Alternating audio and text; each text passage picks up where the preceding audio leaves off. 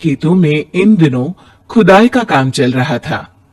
असल में इसी गांव से होकर एक अच्छी सड़क गुजरनी थी, इसलिए यहाँ खुदाई शुरू की गई थी।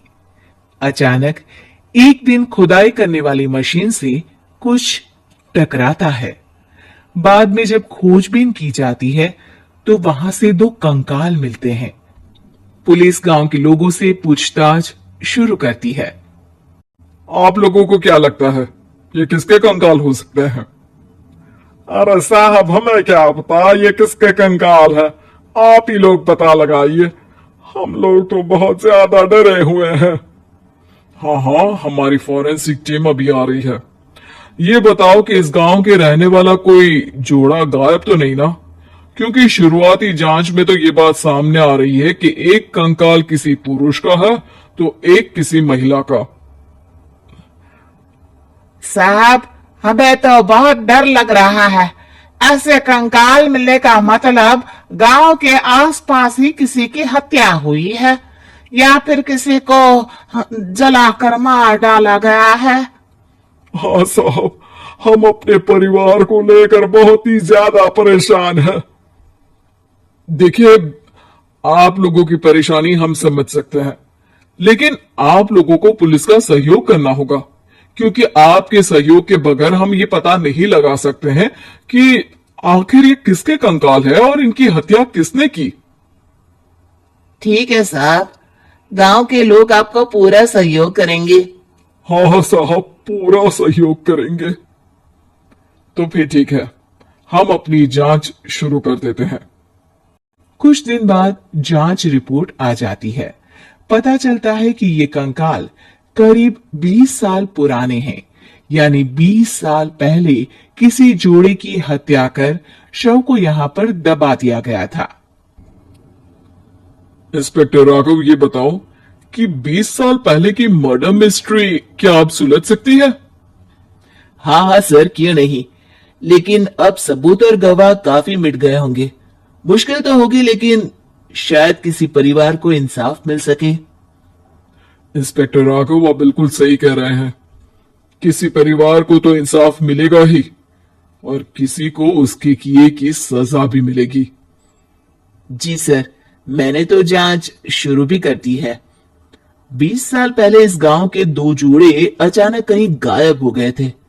मैंने दोनों ही परिवारों के बाकी के सदस्यों से बातचीत शुरू की तो उन्होंने बताया कि उनके बच्चे शहर गए थे, लेकिन आज तक वापस नहीं लौटे हैं। लेकिन ये दोनों शव किस परिवार के सदस्यों के हैं, ये कैसे पता चल सकेगा? सर, मैंने डीएनए टेस्ट करवा लिया है। आज शाम तक इसकी रिपोर्ट भी आ जाएगी। अच्छा अच्छा, ठीक है।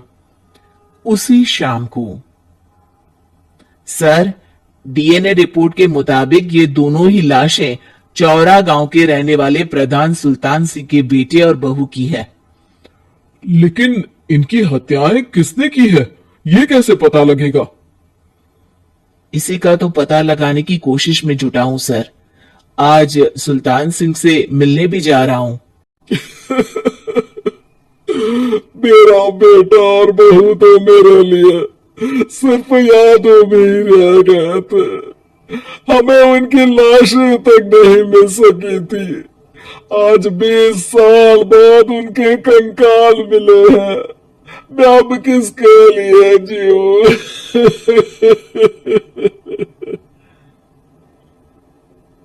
लेकिन सर, क्या आपकी किसी से कोई दुश्मनी थी? अपने बेटे बहू की हत्या के लिए आप किसे जिम्मेदार मान रहे हैं? अब मैं किसका नाम बोलूं? मेरी तो किसी से दुश्मनी नहीं थी, बस मेरे बेटे बहू को कोई वापस ला पाता।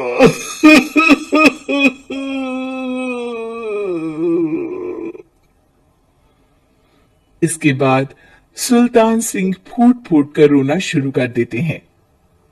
सर, अब आप इनका अंतिम संस्कार करवा सकते हैं। कम से कम इनका शरीर ना सही, इनका कंकाल तो आपको मिला है। लेकिन हाँ, अगर आपको कुछ भी याद आए तो जरूर बताइएगा। मेरी तो बेटा अब उम्र हो गई है, लेकिन मेरे बेटे और बहू के हत्यारों का जरूर पता लगाइएगा, क्योंकि जब तक हत्यारे पकड़े नहीं जाएंगे मेरा मन नहीं मानेगा। सर, हमारी पूरी कोशिश रहेगी हत्यारे को पकड़ने की। लेकिन एक बात बताइए, उस वक्त आपको किस पर शक गया था?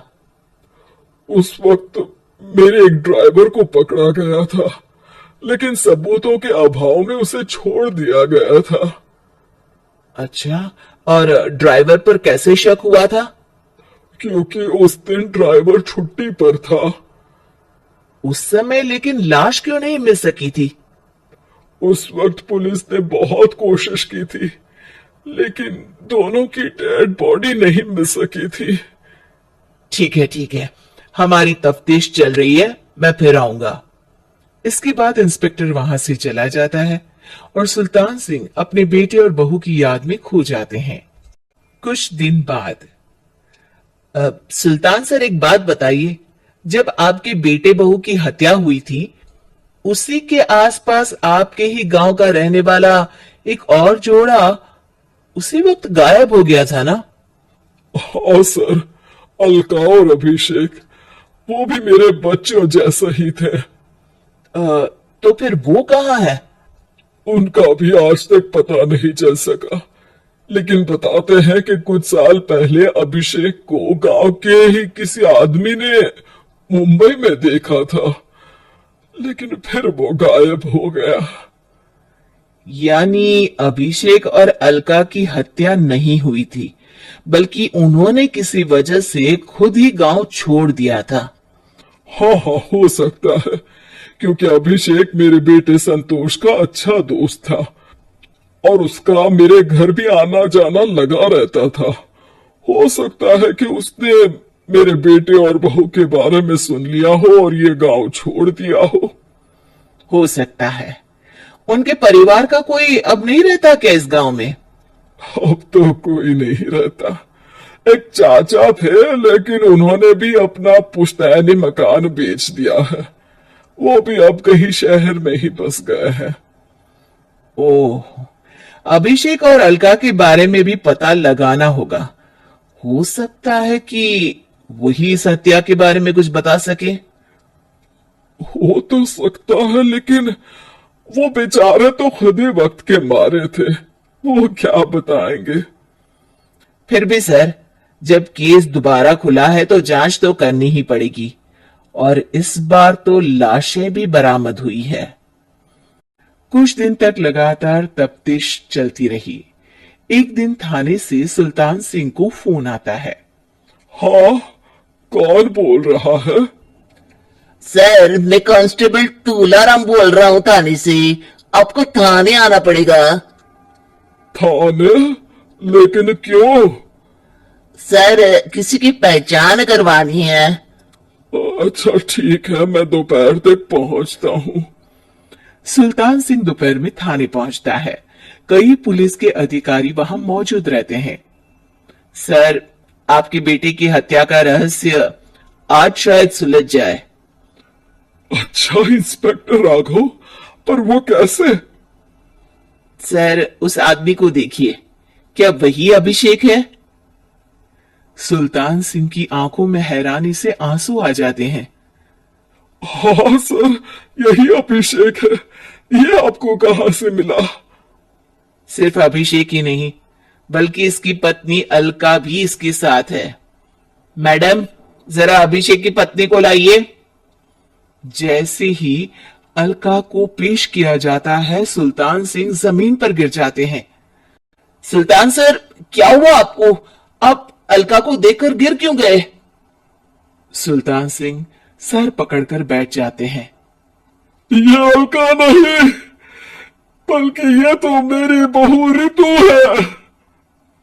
पूरा थाना एक दूसरे का मुंह देखने लगता है। क्या? इसके बाद हर किसी को दो कंकाल और हत्या का रहस्य समझ में आ गया। अभिषेक और रितु ने मिलकर संतोष और अलका की हत्या की थी और लाश को जमीन के नीचे दबा दिया था। आज 20 साल बाद इस हत्या का रहस्य खुल सका था। कि अवैध प्रेम संबंध में 2 मासूमों की जान गई थी।